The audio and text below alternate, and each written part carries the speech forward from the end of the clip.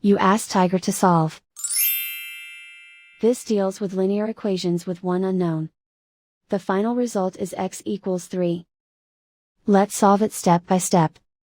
Group all x terms on the left side of the equation. Subtract 4x from both sides.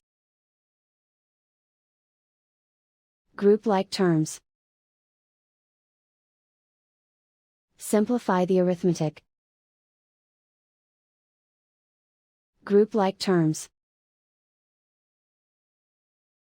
Simplify the arithmetic. Group all constants on the right side of the equation. Add 13 to both sides. Simplify the arithmetic.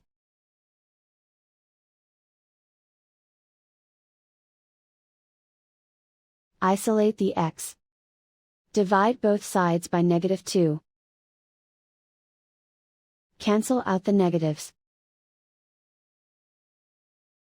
Simplify the fraction. Cancel out the negatives. Find the greatest common factor of the numerator and denominator.